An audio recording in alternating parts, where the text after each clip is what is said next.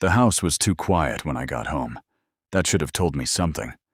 27 years in that house, and I knew its sounds the way I knew my own heartbeat.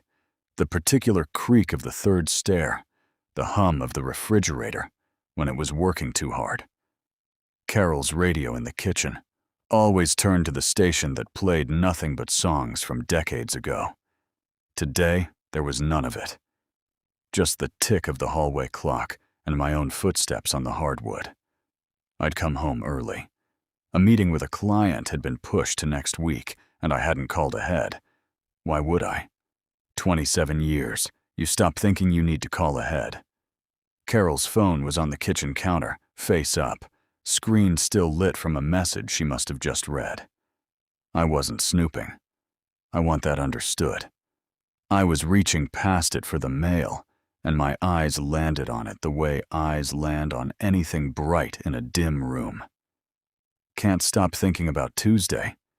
Same time next week? I stood there longer than I should have, long enough that the screen dimmed and went dark, like it was giving me a chance to walk away from what I'd seen. I didn't take it. I picked up the phone. I'm not proud of that either. My hands weren't shaking yet. That came later. I tapped it awake, and there it was, a name I'd heard 100 times over the last year, always in the same context. Dr. Ellison, Carol's physician, the one she'd started seeing more regularly after her blood pressure scare last spring, the one she said was thorough, patient, kind, she'd told me once, like it was a small miracle to find a doctor who still looked you in the eye. I scrolled.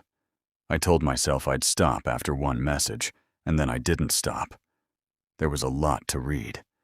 I don't remember sitting down, but I found myself at the kitchen table sometime later, Carol's phone face down in front of me like something I'd killed and couldn't look at anymore.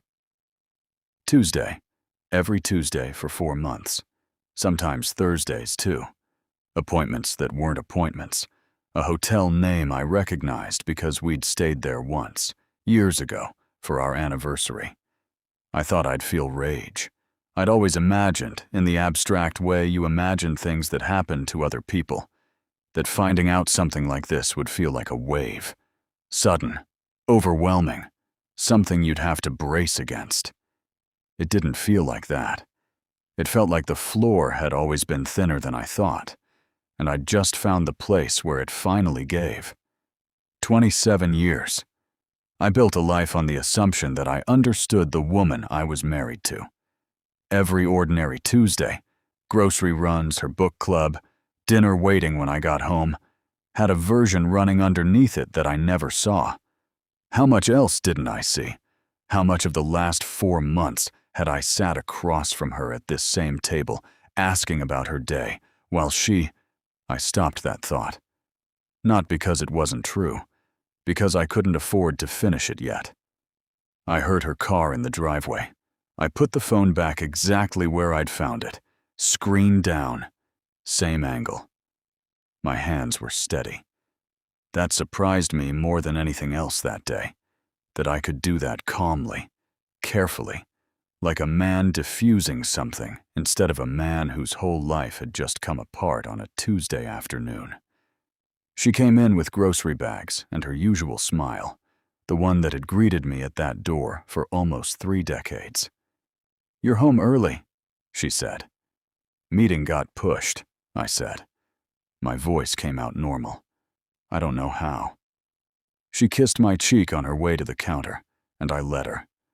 I sat there and let her, and some part of me stood outside my own body, watching a man let his wife kiss him like nothing had happened, and wondering what kind of man could do that. I didn't say anything that night. I told myself it was because I needed to think. That was true, but it wasn't the whole truth. The whole truth was that some cold, unfamiliar part of me, a part I didn't recognize and didn't like, wanted to know more before I said anything at all.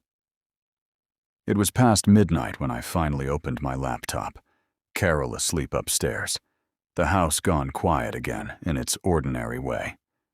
I told myself I was looking up Dr. Ellison's practice for information. Credentials. How long he'd been in the area.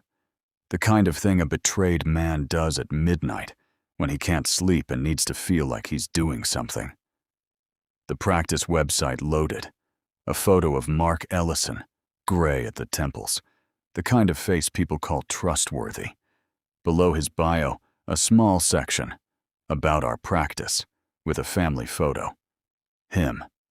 2 kids, grown now by the look of them. And beside him, a woman. Renee Ellison. I don't know why my eyes stopped on her the way they did. Maybe because she was the only other person in the world, right at that moment, who didn't know what I now knew. Maybe because some part of me, that same cold, unfamiliar part, was already doing arithmetic I didn't want to look at directly. She has no idea either. I closed the laptop. I told myself I wouldn't think about it again. I lay awake a long time proving myself wrong. I told myself for 3 days that I wasn't going to do anything with what I knew. I'd confront Carol. I'd see a lawyer, quietly, just to understand my options. I'd talk to my brother, who'd gone through his own divorce a decade ago and would know what to say. I did none of those things.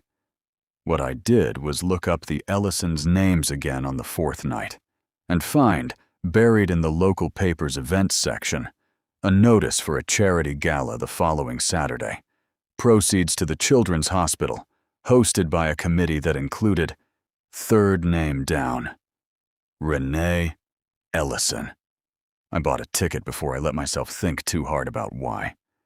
The ballroom at the Hartwell was full of people my age and older, the kind of event where everyone knows 3 or 4 other people, and nobody knows why you're there alone. I told the woman at the check-in table I was there on behalf of my firm. That wasn't entirely a lie. We did, in fact, sometimes sponsor things like this. It just wasn't why I'd come. I saw her before she saw me. She was standing near the silent auction tables, in a blue dress the color of something you'd remember, talking to an older couple, with the particular patience of someone whose mind was somewhere else entirely. She laughed at something the man said, a small, polite laugh, not a real one. I recognized that laugh. I'd been giving versions of it myself for 3 days. I don't know exactly what I meant to do. Introduce myself, maybe. See what kind of woman was married to the man who'd been Tuesday afternoons with my wife. I told myself it was reconnaissance. I told myself a lot of things that week. I ended up near her at the bar, close enough that it would have been strange not to speak. Quite a turnout, I said. She glanced over, and there was a half-second where I watched her decide whether I was worth the energy of a real conversation or a polite one. Something in her face shifted toward the former. Every year, she said. Same faces, same auction items, same chicken. I keep coming back anyway. Committee member, I heard. Guilty. She studied me a moment, not unkindly. You don't look like a regular. I know most of the regulars. First time, I admitted. My firm sponsors a table most years. This year, I decided to actually show up and use the seat. That's either very dedicated or very bored. Maybe some of both.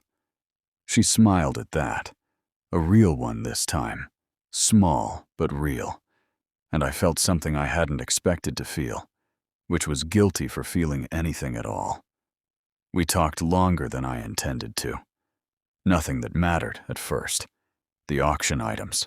A mutual dislike of small talk that we were, somehow, managing to have anyway. The way the band was playing music that belonged to a decade neither of us wanted to admit, we remembered firsthand. But there's a way people talk when something is sitting underneath the conversation, unsaid, and you can feel its weight, even when you can't see its shape. Renee had that. I recognized it because I had it too. You're here alone, I said. I hadn't meant to say it. It came out before I'd decided whether I was allowed to notice. Something crossed her face, Quick, controlled, gone, almost before I caught it.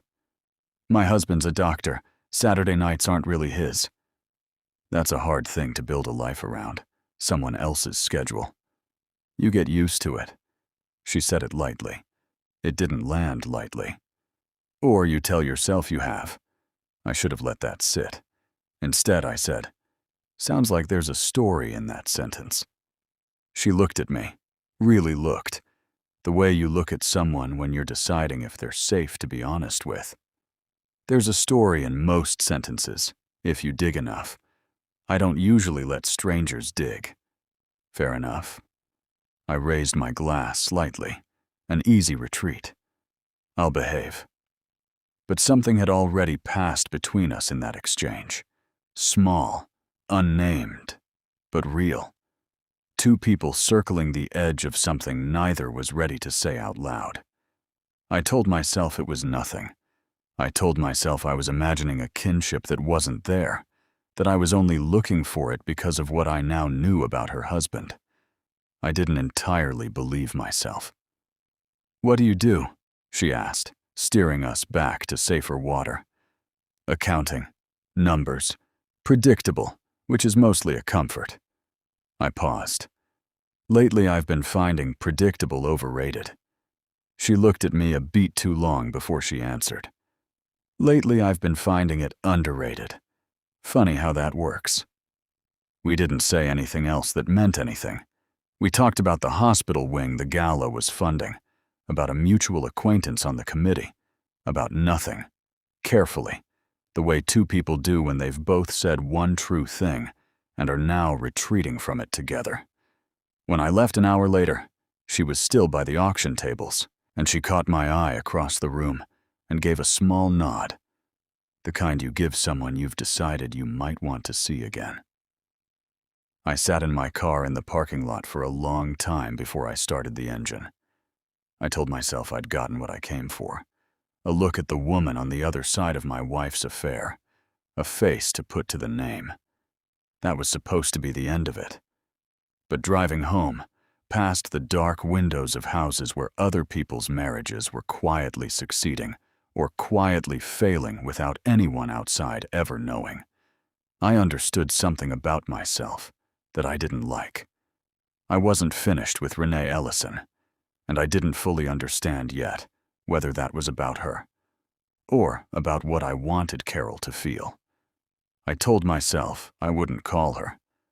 I lasted 11 days. It wasn't hard to find a reason. The gala had raised money for a hospital wing, and my firm's sponsorship gave me a legitimate line to the committee. I told myself that when I called the number listed for follow-up donor questions and asked casually whether Renee Ellison was the right person to speak to about a matching gift program, I was doing something ordinary, businesslike, a man being thorough about a charitable contribution. She called me back herself 2 days later. "Daniel," she said, and I noticed she remembered my name without checking anything first. "I hear you have questions about matching gifts." "I have a few," I said, "though I suspect you already know they're not really why I called." There was a pause on the line, not an uncomfortable one, more like she was deciding something. "Coffee," she said finally. "Thursday. There's a place near the hospital. Quiet. Terrible pastries. Excellent coffee. I go there to think." "Thursday," I agreed, and didn't examine too closely how quickly I'd said yes. The cafe was exactly as she described, a narrow room with mismatched chairs and a window looking out on a side street, the kind of place built for conversations people didn't want overheard. She was already there when I arrived, a book open in front of her that she wasn't reading. "You're punctual," she said. "I like that in a stranger." "Accountant," I reminded her. "It's practically a job requirement." We talked for a while about nothing that mattered. Her volunteer work, my daughter who'd moved to Ohio for a job neither of us fully understood the appeal of, the terrible pastries, which were, as promised, terrible. But underneath it, The same current from the gala was still running, closer to the surface now. "Can I ask you something?" she said, turning her coffee cup slowly on its saucer. "That might be too forward for a second conversation." "You can ask." "Why did you really call about the matching gift program?" I could have lied. I'd had 11 days to prepare a lie, if I'd wanted one. Instead, I found myself telling her something closer to the truth than I'd told anyone, including myself. "Because at the gala, you said something about getting used to someone else's schedule, and you said it like it cost you something to say it lightly." I paused. "I recognize that.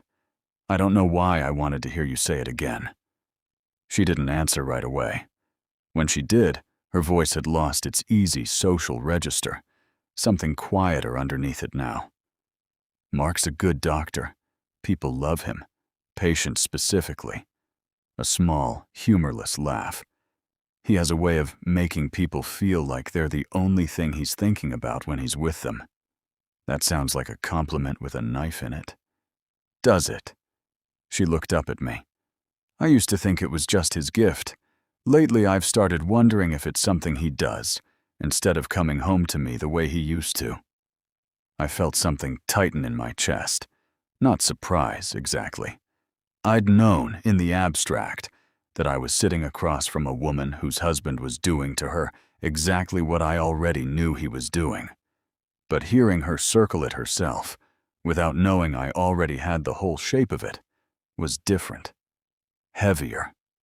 "Has he given you a reason to wonder that?" I asked carefully. "Or is it just a feeling?" "Tuesdays," she said. "He's unreachable most Tuesday afternoons. Has been for months. Tells me it's a standing thing with a colleague. Mentoring, he calls it." She met my eyes. "I used to believe things like that without checking. I'm not sure when I stopped." The silence that followed felt enormous. I knew the name of the woman he wasn't telling her about. I knew the hotel. I knew, God help me, more about her marriage right now than she did. And I said none of it. Not out of mercy exactly. I told myself later it was mercy. In that moment, it felt more like restraint. The kind you exercise when you're not ready to give something up yet. "What about you?" she said, softer now. "You didn't come here just to listen to me talk about my husband." "No," I admitted. "I didn't." "So?" I looked at her, really looked, the way she'd looked at me at the gala when she was deciding whether I was safe. "My wife has been somewhere else too, lately. I don't fully know where yet. I know there's a Tuesday in it somewhere as well." Her breath caught just slightly. I saw it, the smallest catch, gone almost as fast as it came. Whether it was recognition or something else, I couldn't say. Neither of us said the word affair. Neither of us said any names. But something passed between us in that unsaid space, wordless and dangerous. Two people standing at the edge of a truth. Neither was ready to speak aloud. "I'm sorry," she said finally. "So am I." We sat with that for a long moment. The noise of the cafe going on around us. Spoons against porcelain. The door chime somewhere behind me. None of it touching the quiet between our table and the window. "I should go," she said, though she didn't move. "Mark's expecting me for dinner." "Of course." Still, neither of us stood. The moment stretched, taut and unnamed. The space between two people who had just told each other more than they'd meant to and weren't yet sure what to do with the knowing. "Same time next week?" she asked finally. And I understood, the way you understand a held breath, that we both knew this was no longer about matching gifts. "Same time," I said. I watched her walk out into the gray afternoon, and I sat there a long while after, turning my own coffee cup the way she'd turned hers, aware that I had just crossed some quiet threshold I couldn't walk back from. Not into anything yet, not exactly, but close enough to see the shape of it waiting. 3 more Thursdays passed before either of us said what we were actually doing. We'd met each time at the same cafe, then once at a small park near the hospital, where we sat on a bench and watched strangers walk their dogs, and talked about everything except our marriages. And then, without either of us proposing it directly, about our marriages after all. I learned that Renee had wanted to be an architect once, before life arranged itself around Mark's residency, and then his practice, and then 2 children who were grown now and rarely called. She learned that I had wanted, briefly, foolishly, to write, that I'd let the accounting take over because it paid better and asked less of me emotionally, and that some nights I wondered what I'd given up in trade. I hadn't told Carol where I went on Thursday afternoons. She hadn't asked. That absence of asking sat in me like a stone I kept turning over. It was Renee who said it first, on a bench in October, with the leaves coming down around us in a slow, indifferent drift. "I think about you between Thursdays," she said, not looking at me, watching a dog chase something that wasn't there. "I didn't expect to. I want you to know I didn't go looking for this." "Neither did I said. It was true, and it was also, by then, beside the point. "What are we doing, Daniel?" I didn't answer right away. I'd asked myself the same question more nights than I could count, lying beside Carol, listening to her breathe, running the whole cold arithmetic of it. What I knew, what she didn't know I knew, what I was doing about it, that had nothing to do with confrontation and everything to do with this. "I don't know what to call it," I said finally. "I know I don't want it to stop." She looked at me then, and there was nothing performed in her face at all. "I don't either, and I hate that. I've never been the kind of woman who—" She stopped herself. "Neither have I been that kind of man," I said. "Until, apparently, now." I booked the room 3 days later. I told myself it was so we could talk without the park benches and cafe corners, without the fear of being seen by someone who knew one of our spouses. That was true. It wasn't the whole truth, and by then, neither of us needed it to be. It was the same hotel. I want to be honest about that, here, if nowhere else. The same hotel where Carol had been meeting Mark on her Tuesdays. I told myself, booking it, that it was simply convenient, close to both our homes, the kind of place no one would think twice about. I know now that wasn't the only reason. Some part of me, the cold part I still didn't fully recognize as my own, wanted the symmetry of it. Wanted someday for Carol to stand in a room in that same building and understand exactly what it felt like. Renee arrived a few minutes after me, in a coat the color of the October afternoon outside, and for a moment neither of us moved from just inside the door. 2 people standing at the edge of something, aware of every second that passed without either of us stepping back. "We don't have to," I said. "Whatever this is, we can still just talk." "I know." She didn't move away. "I don't want to just talk." The room was quiet except for the traffic sound filtering up faintly from the street. She set her coat over the back of a chair, slowly, like she was giving herself time to change her mind. I didn't move to help her. I stood there and let the moment stretch, the way you let a held breath stretch right up until you can't hold it anymore. She looked up at me. "Tell me if this is a mistake." "I don't know what it is," I said. "I know I've thought about it since the park bench, and I haven't been able to stop. I don't know which of us closed the last of the distance. Maybe it was both of us, at once, the way 2 people sometimes move toward the same decision without either one leading." Her hand found mine first. Just that, fingers closing around mine, steady in a way neither of us felt. I could hear her breath catch, and mine answer it. When I kissed her, it wasn't like anything I'd built up in my head across those Thursday afternoons. It was quieter than that. Her hand came up to my jaw, careful, like she was checking that I was real. And for one suspended moment, there was nothing in the room but the two of us, and 27 years of a life I'd thought I understood, falling very quietly away from me. Then it was over, and we stood there with our foreheads nearly touching, both of us breathing like we'd run somewhere. And that was when it hit me. Not pleasure, not the triumph some ugly, unfamiliar part of me had expected to feel. Dread, a cold, clean wave of it, arriving right behind the kiss, like it had been waiting its turn. What have I just done? What have I just become to do it? Renee stepped back first, her hand pressed briefly to her mouth, her eyes searching mine for something. Permission, maybe, or the same fear I was feeling. "Daniel," she said quietly, "say something." I didn't have anything to say yet.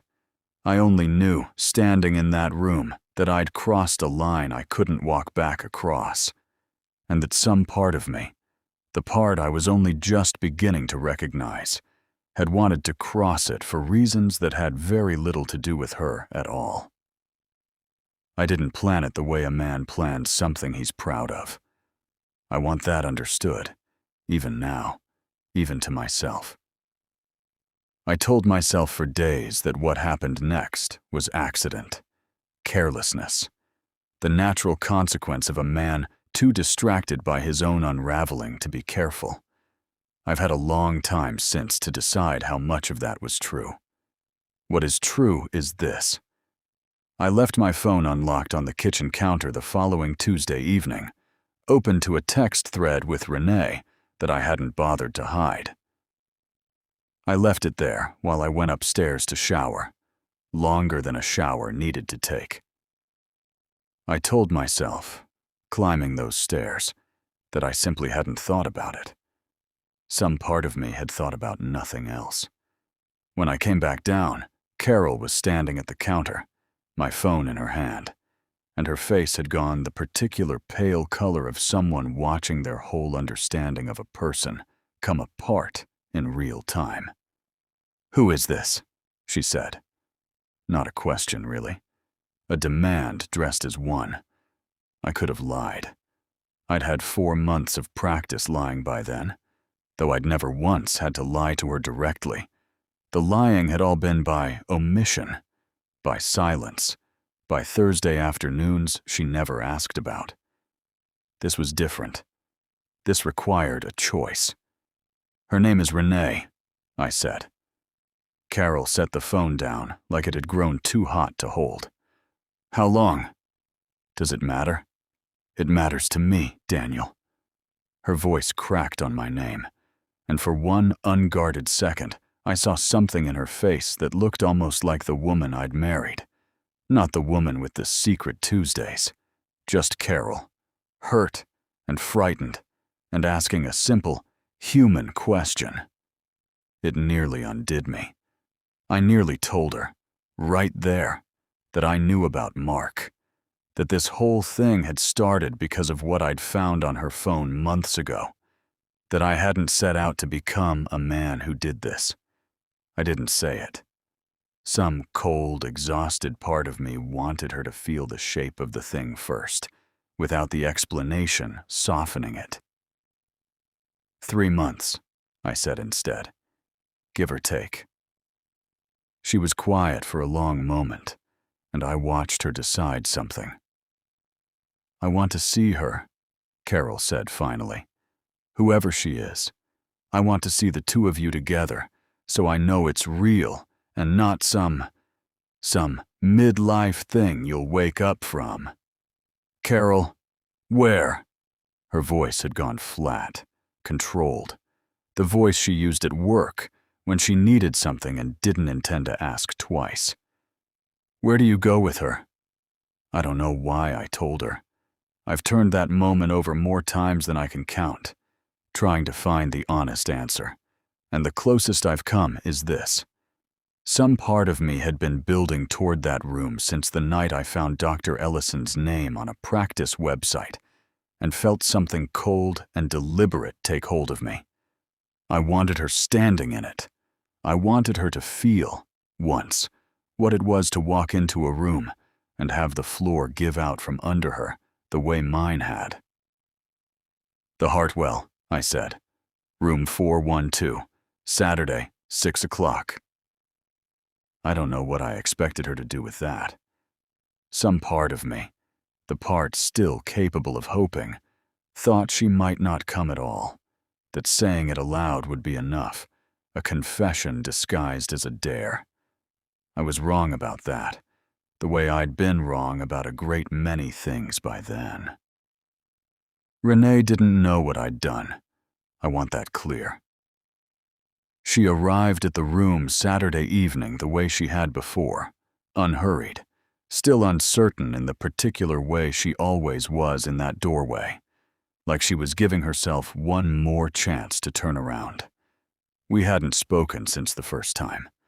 3 weeks of silence between us, both of us, I think, waiting to see if the other would call first and end it, or call first and ask for more. "I almost didn't come," she said, setting her coat over the same chair. "I'm glad you did." We didn't talk long. There wasn't time to, though neither of us knew that yet. I remember the particular quality of the quiet in that room, softer than the first time, less charged with fear, closer to something that might have become tenderness if it had been allowed to. The knock, when it came, wasn't loud. That's what I remember most.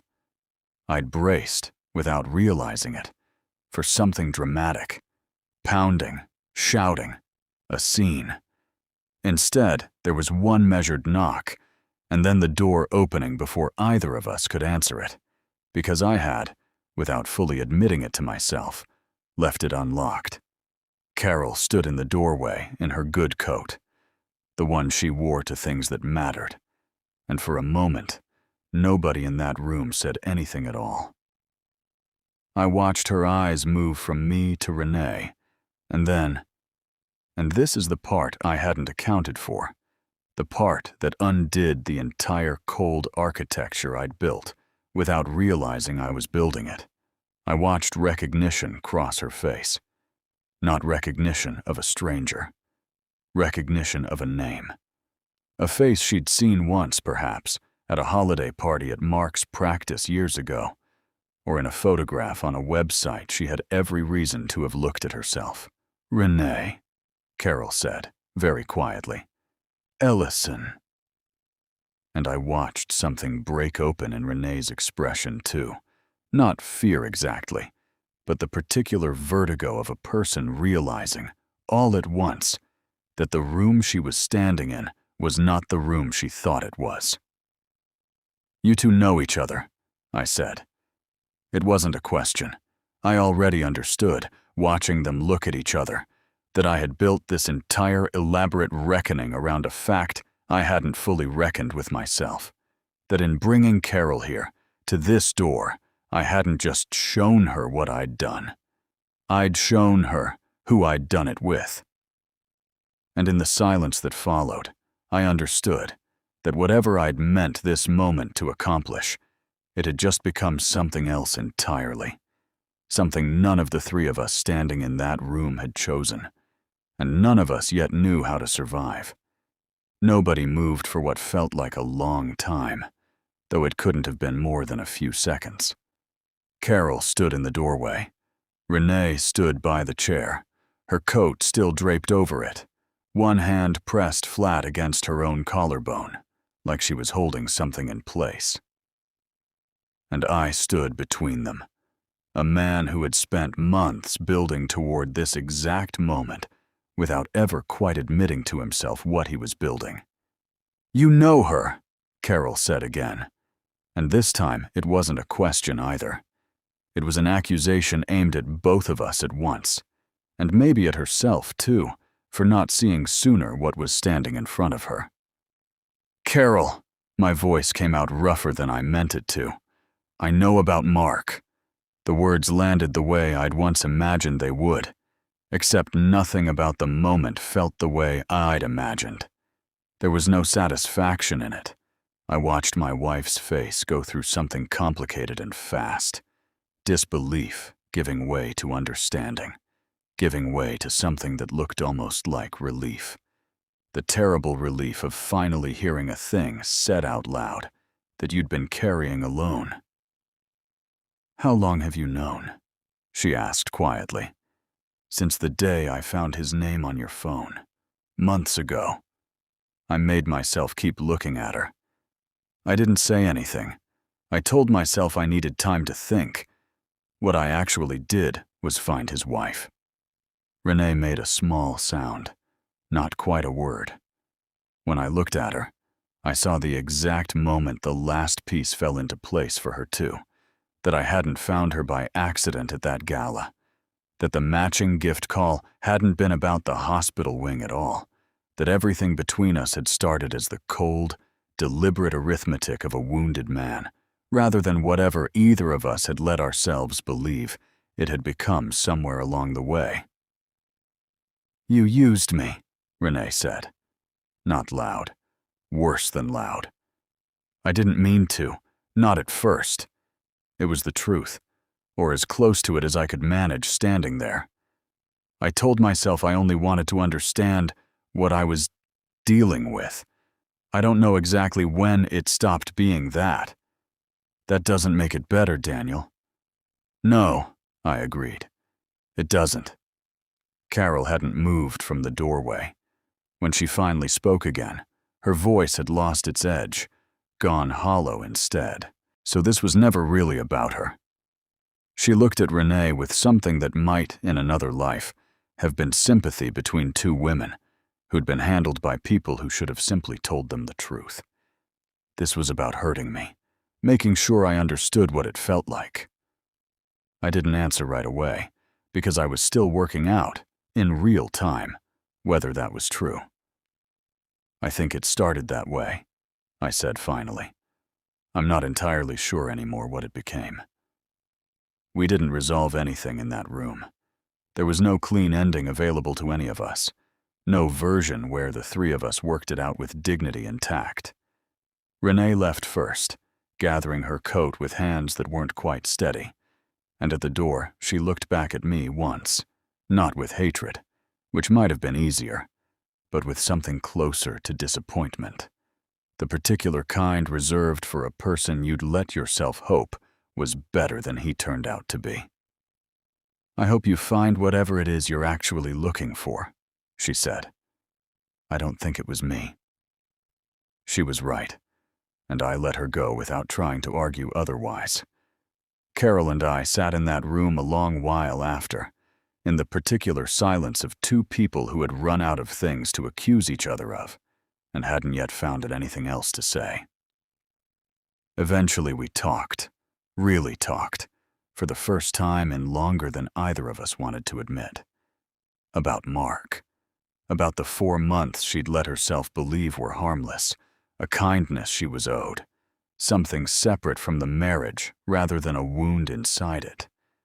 About what I'd done with that knowledge, instead of simply sitting her down and saying, "I know, and it's breaking something in me." "I don't know if we come back from this," she said at one point, and I didn't have an answer that would have made either of us feel better, so I didn't offer one. We didn't decide anything that night. Some things don't get decided in a hotel room at 8 o'clock with the evidence of 2 mistakes still hanging in the air.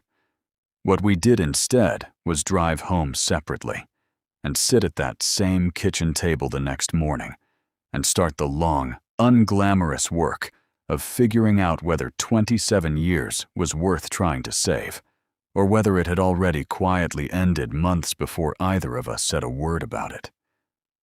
I think now, some distance from that October, that the marriage survives. Not whole, not the way it was, but real in a way it hadn't been in a long time, because we finally stopped protecting each other from the truth. Some days I believe that. Other days, I think we're just two people too tired to walk away. Calling that survival, because the alternative is admitting how much we both threw away, trying to make the other one hurt as much as we did. What I know for certain is this. I set out to make Carol feel what I felt, and I did. But I became Menshemaim in the doing of it, a man I didn't recognize in the mirror for a long time afterward, someone capable of using another person's pain as a tool, of choosing cruelty and calling it justice. That cost more than the affair itself ever did, and it's a cost I'm still paying down, one honest morning at a time. Some doors, once you open them, don't close again the way they were. You just learn to live in the house with them open and call it home anyway.